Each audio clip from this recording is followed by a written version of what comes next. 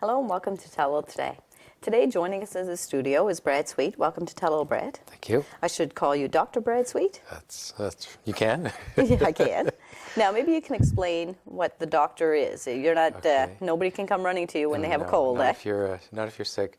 It's a doctor of education in the history of Acadian education. Right. More specifically to Ilmadam in Richmond County, Cheticamp, and Pomcat, with a little bit added about Chesapeake. Okay. Now, before we really get into this today, I'd like you to tell us a bit about yourself. Where is Brad from? Right. Where has he been? What's he done? Where is he going? I'm originally from the Annapolis Valley. My family comes from Windsor. When I was very young, we moved to Halifax. My father is an engineer and got a job there. We stayed there most of my life. They've since retired to the valley again. I went to school in Halifax. My first university was King's College. So I studied history there, and history's always been a passion. Then I studied to be a teacher, and following that was in Newfoundland. And following that, Concordia in Newfoundland? Memorial. Okay. And after that, I received a contract with the Salvation Army to teach in Zambia in Central Africa. I was there for 3 years, taught in their school, and then got a contract at a public school in London in the UK. I taught there for 5 years after that. Wow.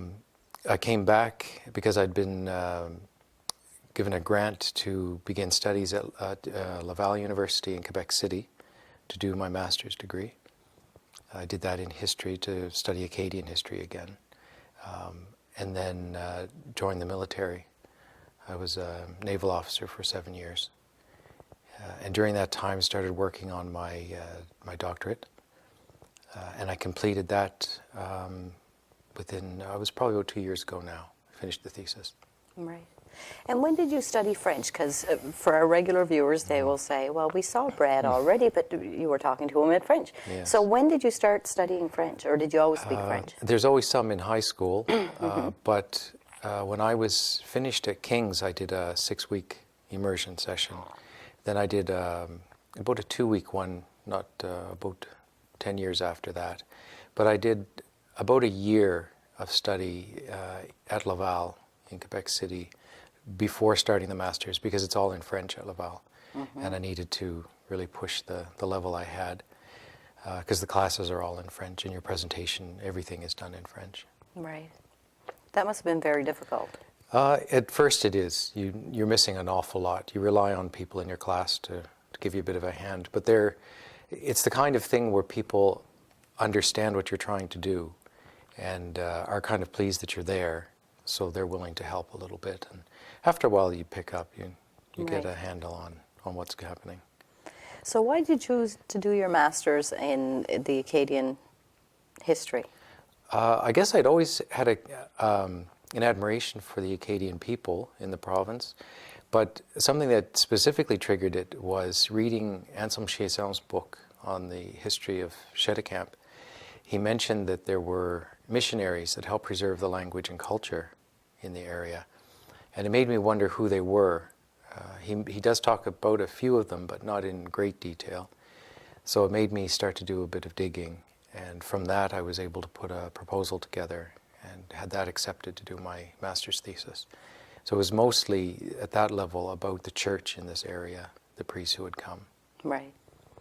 And at that time, did you see yourself becoming a priest in the future, or? Not really then. Maybe sort of wonder, but I hadn't actually made any move towards that. I was more concentrating on the studies and the research. Right, right. Now, I'm going to backtrack just a wee bit. I want to find out about, what did you teach when you were in Africa? English. English? Yeah, it was pretty well English grammar.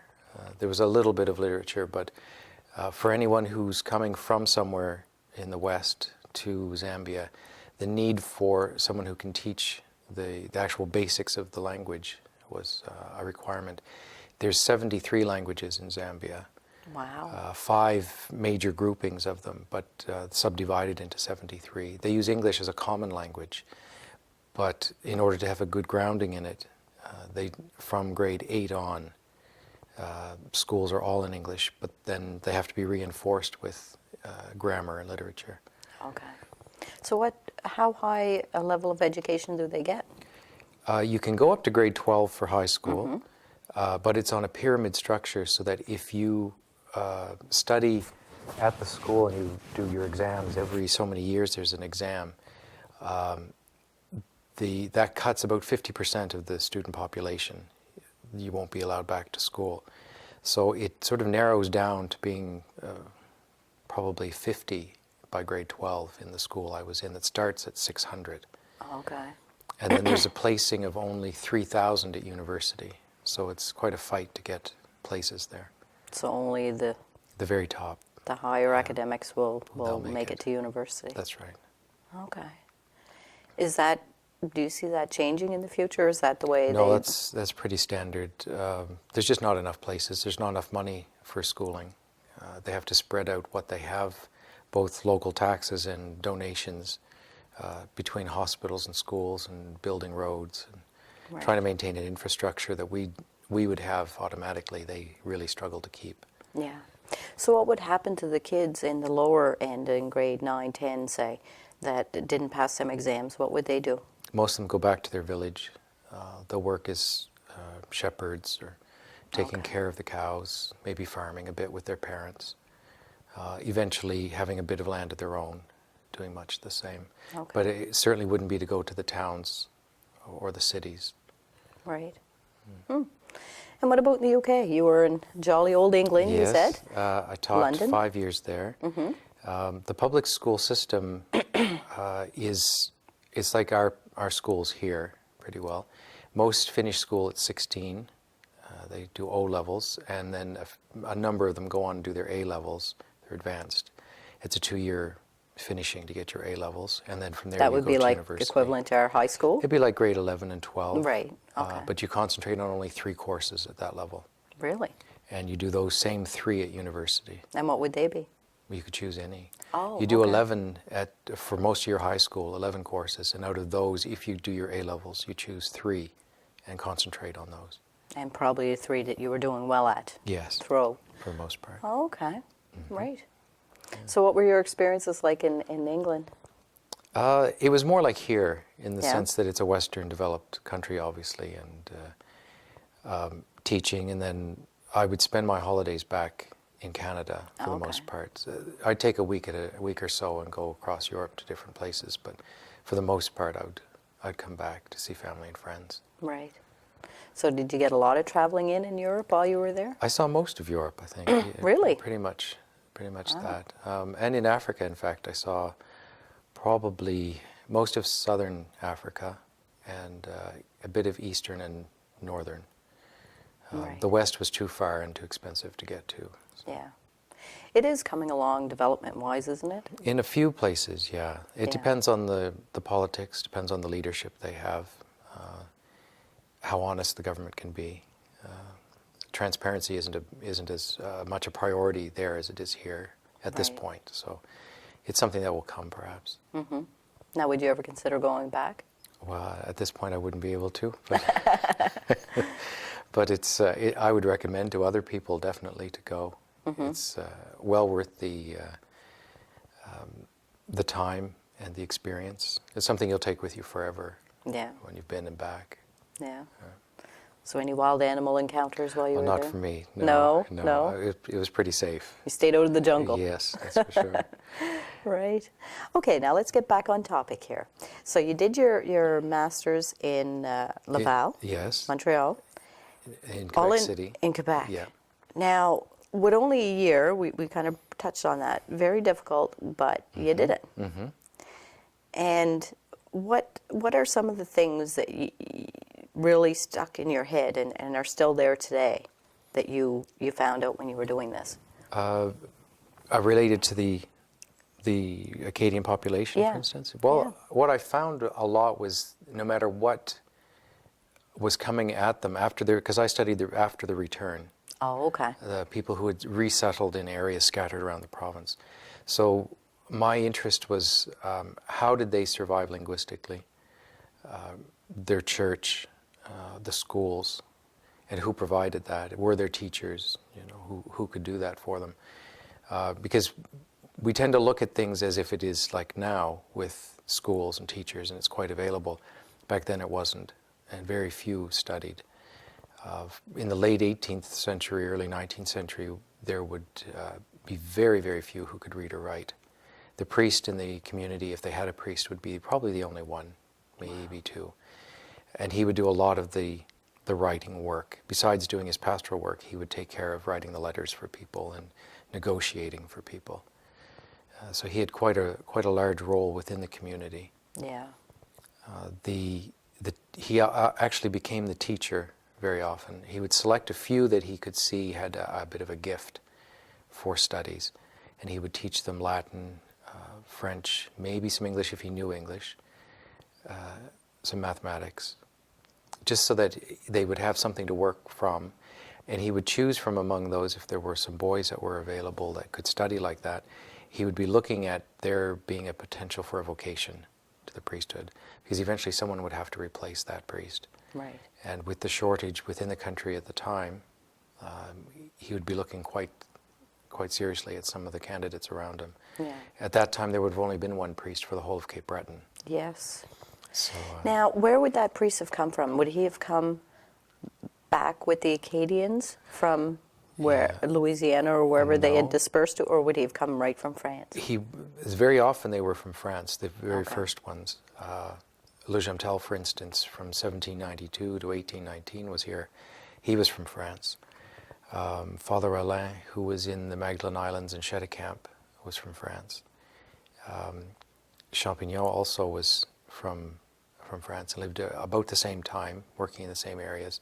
They sort of overlapped, but they were all older. And by 1812, two of them had already died. So Le Jamtel was really the only one available for Cape Breton and Pictou, Guysborough counties, Antigonish County. So he had a lot of work to do. He would live here, but in the summers, spring, summer, and fall, he wouldn't be around very much. He'd be trying to get to all these Traveling. different missions. Now, when we talked in French, you had told me that you would plan, he would say, I'll be in Cheticamp for the first 2 weeks of June, say, and then I'll be in Bedeque for the last 2 weeks in June. So people from Cheticamp or Bedeque or any community he was coming to, would know he was coming and would plan baptisms, weddings, any ceremonies. Yes, yeah. So he'd be a very, very busy He'd man. be busy during the time he was there. If they had a chapel, it would get well used during that period. Sometimes there wasn't a chapel. He would often stay with the families in the area. And while he was there, he would teach catechism, and therefore teaching some of the rudiments of reading and writing. And then he would someone would move from that village, would go on ahead and say to the next place, he'll be there, within a day. And they'd have people ready at that point for him. So it was a busy tour of the island, pretty well. Oh, yeah. To visit all these people, and the fact that they would be ready for him would help. They'd know he's coming. Right. Things would be regulated so that, and that would be for the whole year. They wouldn't see him again for the next year. Right, right. Now, I think in the French we discussed like funerals, they would actually have a burial with a lay person, I guess, presiding, but he would actually do He would do a funeral blessing rites after and, the rites, yeah, to be sure. You see, he wouldn't have been able to be there. No. For most of this. Weddings would be taken care of at the same time. And you didn't plan a birth so that you had a baptism. So you had a baptism then. Yeah. Confirmations, christenings. All of that. And there was only, for instance, when the bishop would come, he would only make a visit maybe once every 2 years, sometimes every 4 or 5 years, because he was in Quebec City. Oh, okay. So his visit would take in the whole region, starting in New Brunswick and then PEI to Cape Breton, go across the mainland of Nova Scotia. So a trip like that for the bishop is a long one. Yes. And he has to cover a lot of territory. For instance, Bishop Plessis wrote a journal of 3 of his visits. The Société Historique Acadienne published it a while back, I think about 1980. And it's quite detailed of the villages that he went to and giving names to chapels, demanding that they build a chapel since the last visit they were supposed to have and they didn't. And he'd say, no, you really have to have a chapel now. And as he saw the communities growing, he would leave his directions, what he wanted done. Right, right. Wow. Did they have any assistance from the sisters? I know when I was going to school, I had sisters from grade primary to grade 4, I believe. Did they have any assistance at that time? Not until about the 1860s. The CNDs from Montreal came at that point to this area. One of the first spots they went to was in West Ayrshire, the convent there. Okay. There was an order of Trappistines that was founded in Tracadie, in Monastery, that area. The building is now gone, but was near to the one that's the monastery that's in Monastery now. It was founded by the first priest in the area, who was also from France, who came across and originally thought of building a monastery in Chesapeake. After 3 years in Chesapeake, about 1815 to 1818, he decided that wasn't the spot he wanted and found a spot in Tracadie where the monastery is now. How did they decide where to put one? Did they say there was a need or population or? I think just wanted to build one. Just like the place? He had been misplaced himself in a sense and decided that this would be where he would stay, but thinking that he'd like to build a community, where would you go? And there were some requirements that he would have where they needed to be, at that time for his order, cloistered. He would need a place that was quiet, suitable water supply, food supply, and some kind of work that they could do, and that's something they would be able to sell to make a bit of money. They also became teachers, because in the era that they were, it was difficult for even a cloistered group of priests and nuns to remain completely cloistered in a sort of pioneering world. There were too many demands on them. So even though he was supposed to be in a cloistered environment, he was parish priest, and he was as far as here. He'd come this way and up to Lordways to say Mass. So he wasn't always within the confines of his monastery. Right. He founded the Trappistines to do much the similar kind of work for teaching, though. They had about a year of training with the CNDs in Montreal, and then came back. He built them a convent, and they took in girls to teach them. Right. Now, in the previous interview I did with you, and I hate to keep going back, but I want to really allow the people who didn't understand the French interview to get the same information in this one. Sure. And we discussed the fact that there were so few priests, and that they would set up like the cross in West Ayrshire, which has quite a bit of history. That goes way back to, did you actually date it? Not this particular cross, but the spot itself where the cross is one of the places that when there wasn't a priest, for instance, when Le Jumtel wasn't around, Right.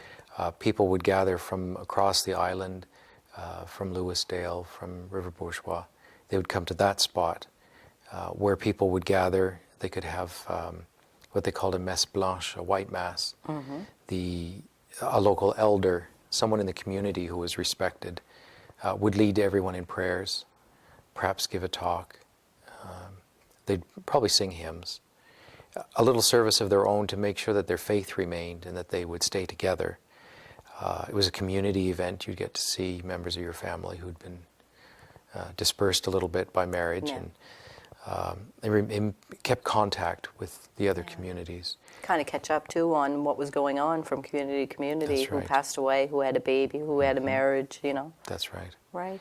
So is that the reason the cross in West Ayrshire is white, because they had the Masse Blanche? That could be. I'm not sure. I don't know enough about this I thought particular maybe it would cross. be symbolic No. there, but Yeah, okay. it seems to work that way, but Yeah. I'm not sure why it this one in particular is white. Yeah.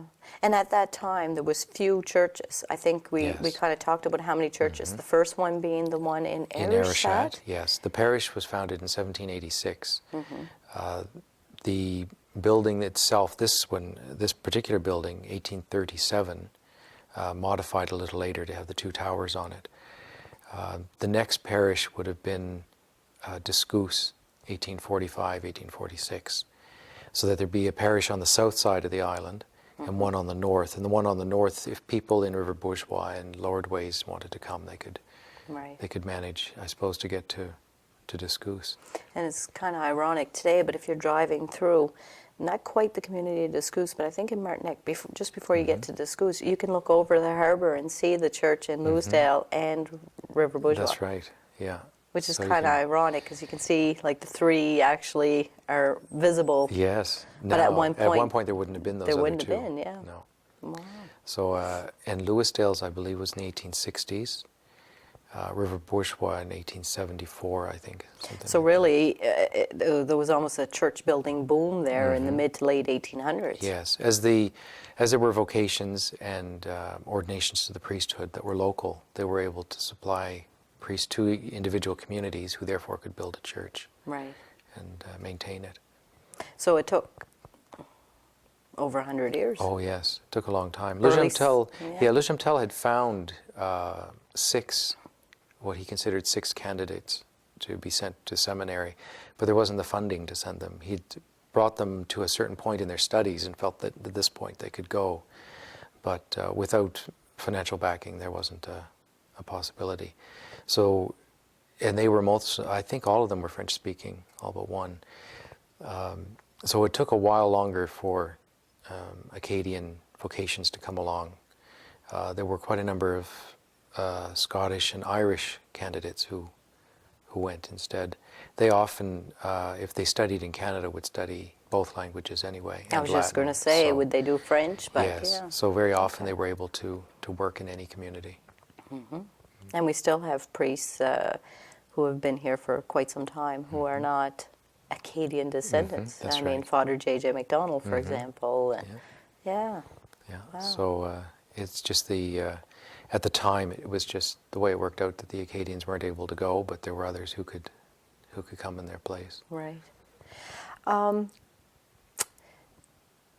gonna move again here, Okay. jumping around all over the place today. But when you decided to do your master's in the Acadian, did you do any genealogy? Do you have any Acadian roots at all? I have none, no. No? I found for the masters it didn't really require a lot of that. The doctoral level did. Oh. Because I was working, at the Masters, I was working on the priests who had left a large body of written work behind, their letters to the bishop's letters to them, journals that they'd left, that others had left. So there was a good source left behind, there, yes. yeah. But it was at the teacher level that it was different, because when you look at the individuals who were there, sometimes they'd get mentioned and sometimes they wouldn't. The main source of documents were teacher reports to the government. But if they hadn't bothered filling a report, if no one bothered to check if they'd done that, you wouldn't know who was even in the community. Or you'd see a name, but you wouldn't know the connection to anybody. So you had to do a bit of genealogy to know if they moved around, if they were connected to some other family. What I found was very often someone who would become a teacher in one family had parents or grandparents who were teachers, Okay. or a sibling who was a teacher. The education could be passed on within a family unit, and that person could then Well, yeah. I mean, if you take the have opportunity. a sibling who's educated, they can easily help That's with the right. younger children in the family. That's right. Wow. And because they were one-room schools, the level wasn't necessarily more than an elementary type of school. When they became public, as at first they were private schools just run by local people or the priest connected to the church. As they became public schools, funded by taxes or local subscription, the teachers then had to submit reports So from the 1820s on, you found more and more teachers applying those. You got more information then about who they were, the communities they were from, the language of the school, the books they were using, the subjects taught. And I think when we did the interview in French, you would, you can steer me correctly here, but didn't they force the English a bit? Well, Very often. maybe that's a bit harsh, but Yeah. didn't you say that the priest would teach in French, but when supervisors or I don't know what you call Yes. them would come in, they had to revert to English? It was usually about the 1820s, 1830s, when the school system was still English only. The supervisors for the county, for instance, if they made an inspection, and at that time they would have public school teachers rather than the priests.